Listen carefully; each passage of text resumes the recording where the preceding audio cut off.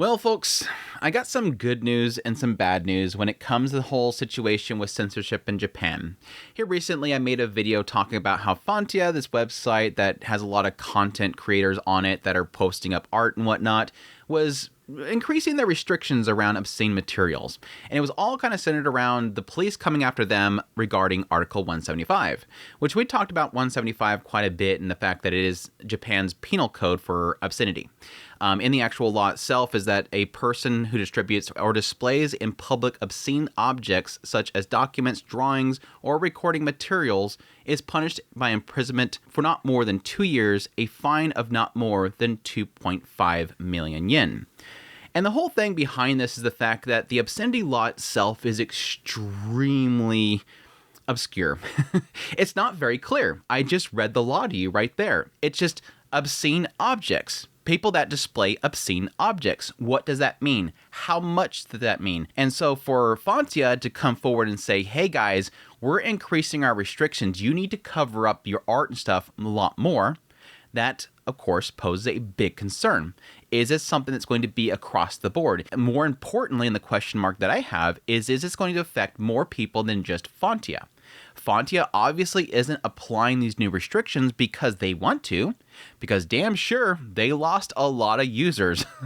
People were just migrating from Fantia. They didn't want to do these new restrictions. People had tons of stuff on the platform and they were about to get punished for it.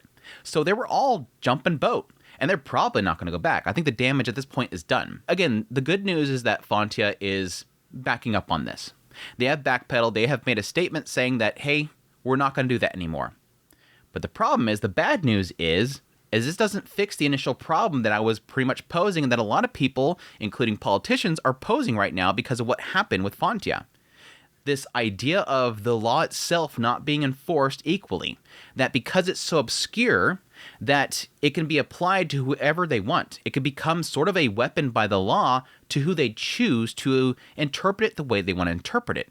That is too obscene. What does obscene mean? Anyways, let's get into the actual news here. Let's get into what Fantia said. Background on the revision of content guidelines, future operation policies, and implementation timeline. We sincerely thank you for your continued use of Fantia. Regarding the revision of the content guidelines we announced the other day, it was like a while back. We deeply apologize for causing significant inconvenience and distress to many creators and to the users who support Fantia, as well as for generating considerable concern and confusion. Yeah, you caused quite a bit of confusion and concern. We hereby report on the background of this matter to date, as well as the significant operational policies moving forward as follows. Recently, we received a notification from the police indicating that certain content may constitute a violation of Article 175 of the Penal Code regarding the distribution of obscene materials, namely, that they were a strong depiction of illegality. In response to the notification, we held internal discussions and determined that regardless of whether the content is live action or non-live action, there are actual cases of arrests and penalties under the crime of distributing obscene materials, and to eliminate the potential illegality pointed out, our company needed to establish even safer and stricter guidelines.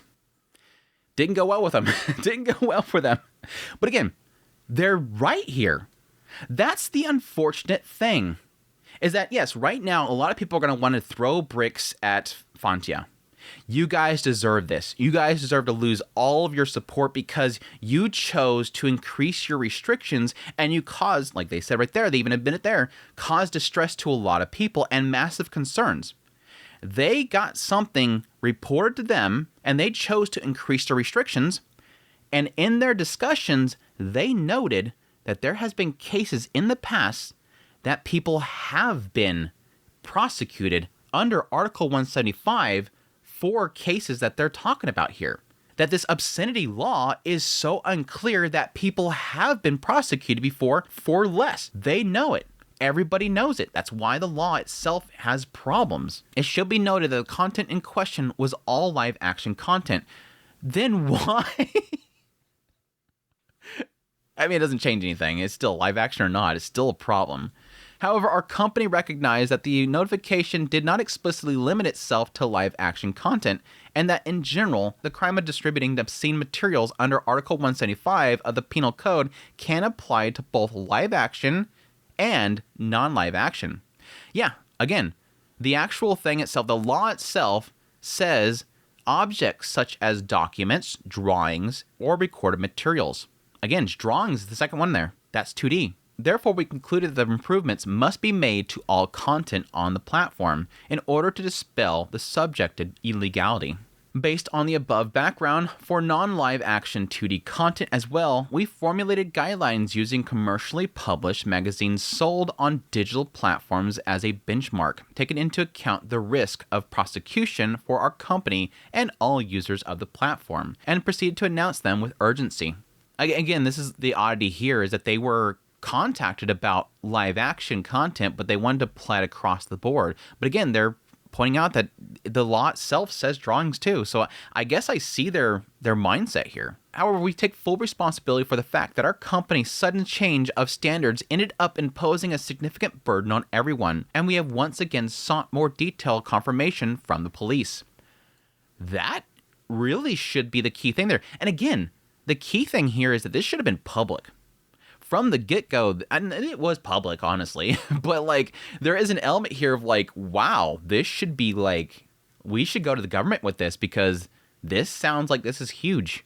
This sounds like this is something that's only being applied to you guys. As a result, while our general judgment that the crime of distributing obscene materials under Article 175 of the Penal Code can apply to both live action and non-live action content, and that the appropriate measures are necessary for both, is correct, we confirmed that the specific content flagged by the police for suspected illegality was with live action in mind. Here's the odd thing, because they're saying that we shouldn't have applied it to the 2D stuff as well, but it's like, but you're still talking about the same obscenity laws.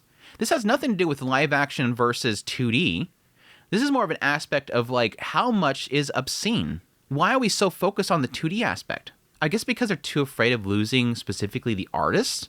They don't really care too much about live action stuff. In light of the above, our future review standards and operational frameworks will be as follow. Regarding 2D content, we will not proceed with revisions to the new standards and will continue operations under the previous review criteria. Additionally, we will improve the review operational frameworks and standardize review quality to ensure that it does not deviate from the standards of other support platforms or from common social norms.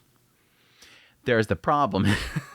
There's the problem is, what is the social norm? Regarding live action content, for reviews going forward, we will apply the new standards currently in effect. Again, they're sticking to it. So nothing is really changing besides the fact that 2D itself is being allowed. Interesting. For content that has already been reviewed, if any deviations are found, we will contact you individually and send revision requests. Additionally, we will improve the review framework and standardize review quality to ensure that it does not deviate from the standards of appropriate AV and other works, or from delivery platforms or common social norms. Please note that the guidelines for the platform are self-regulatory standards based on our company's independent judgment, taking into account advice from relevant agencies and social conditions. Again, this makes it sound more like there's somebody pushing them and they're changing it to those standards. And while they kind of made it sound very much so like the police force was coming down on them, again, they said they had contact from the police specifically, and that shook them up here. This almost sounds like they're trying to fit within a mold they want in order to make their company safe from prosecution. This is the chilling effect. Let's step back from here. Let's just ignore this entire situation here. Again, all they're doing in the end is they're going to up the amount they're going to be putting on live action. So something is still happening here. This isn't a full walk back. Something is still changing here. And it's all around the fact that they got contacted about live action specifically, and they decided to change everything, but they're coming back to just live action, and it's all around Article 175. And they're now putting this into effect because they want to protect their business from potential prosecutions. Why? Because there's been cases in the past that prosecutions have happened, despite the fact that they were trying to follow what everybody else is doing. They're literally contacting people to figure out what most people do. They're having to go by appropriate AV and other work. They're looking to other people. What do you guys normally get away with? This is the chilling effect and the stupid, obscure nature of this law. This is what I was talking about. This is in how they're talking here. This is literally what I was talking about in my last video. They don't know. They literally don't know. That's how obscure this is. It's ridiculous. They don't want to risk prosecutions. We kindly ask all creators to comply with these standards while exercising their own responsibility to create and post content with due caution. In a sudden revision of the guidelines with our judgment, we've made it to utmost gravity towards the urgency and importance of the matter in order to protect creators and their creative activities. It unfortunately resulted in an extreme hasty decision, and it's caused a lot of people to leave their platform. In our hasty to prioritize the risk avoidance for creators and the stable continuation of the service, we ended up imposing uniformly strict regulations. It almost sounds like in losing the artists, it hurt them a lot. Because again, they're only walking back the 2D stuff. It's interesting. Now, it could be that 2D itself is less risky. Is that the best way to put it? Is that it's at least risky? Which causes significant inconvenience and confusion to many creators and users. An outcome we deeply regret and reflect upon. Yeah, you lost a lot, didn't you? As a platform operator, our company will strive as much as possible to ensure the legality of content and aim for safe and legal platform operations. To that end, we will continue to respond sincerely to any notification or guidance from public institutions, including the police and government offices. However, in determining the platform's operational standards, we will ultimately make decisions based on expert advice under our company's autonomous and independent judgment, with the intent of maintaining an environment where everyone can create and view content with peace of mind. Once again, we deeply apologize for saying blah, blah, blah, blah, blah, blah. Again, this is odd. It's not odd. This is what we're talking about. This is the chilling effect. This is the after effects of having something that's so obscure, having inconsistent enforcement of Article 175. The product of what you have here, something that needs to be either gotten rid of or updated with some sort of strict guidelines as to what's allowed and what's not allowed.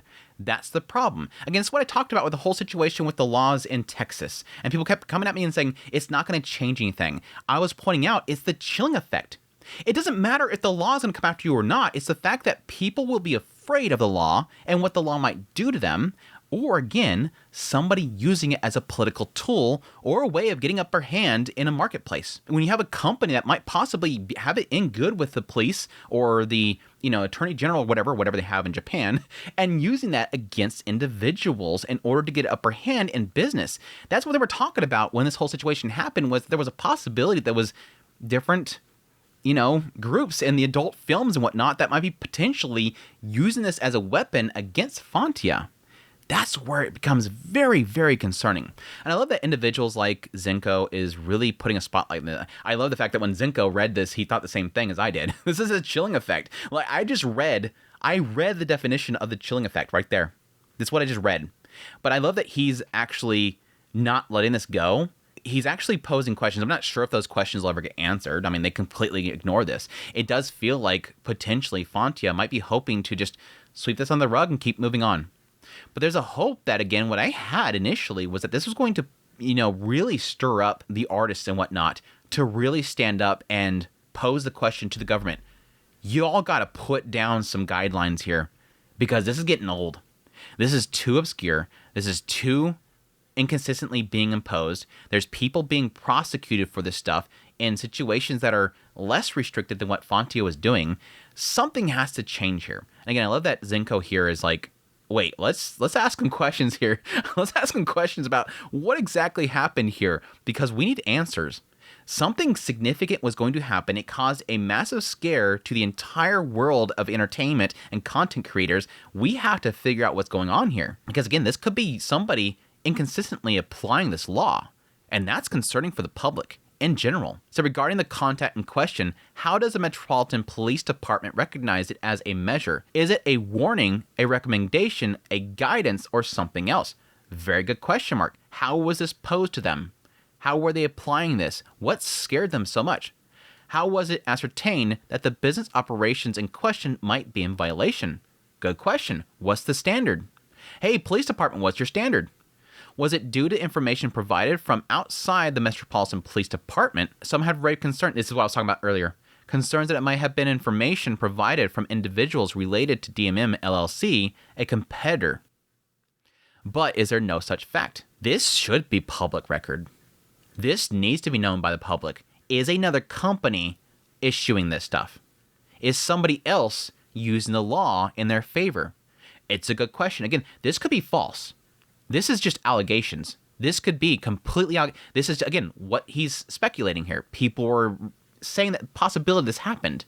Not that it happened, but we might want to know exactly who posed this. What method was used to make contact with the business operator in question? Was it a visit, a summon, or completed through remote means, phone or email? What specific content was communicated from the Metropolitan Police Department to the business operator in question? Was it explicitly stated that there is a violation of Article 175 of the Penal Code? Were specific works titled that were deemed problematic presented? That's a good question mark there. I think they sort of implied through Fantia's, post that it was specifically about Article 175. So I think they did say there, but again, he's saying, did police departments say specifically that? Now, yes, the other part here was what specific works were deemed problematic. I'd be interested to see exactly what that is. Again, were they breaking this obscenity law in a way that a lot of people are already doing? Like, again, are the platforms having stuff that are equally as bad? Because, again, it seemed like Fantia wanted to overcorrect with higher censorship. Was there any instruction given regarding what the business operator should do? I don't think that's expected.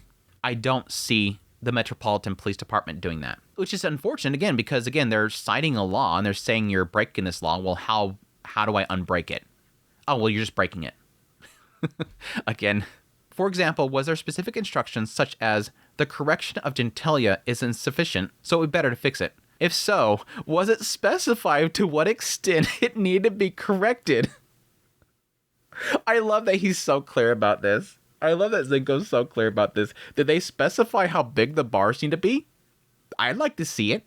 I'd like to know how they instructed you here, because that's the big question everybody's asking. By when it needed to be rectified, etc. Was it indicated that if not rectified, there would be a possibility of crackdown? Good question. Regarding the content of the contact, is there any record kept in writing? Yeah, again, I would love to see it. Whether official or unofficial. He then goes on to pretty much ask the important question to a lot of the groups. Have you guys been contacted about this? Has anybody else been really contacted about this? About specifically live action? Because again, that seems to be the thing they're increasing here. Again, they're good questions.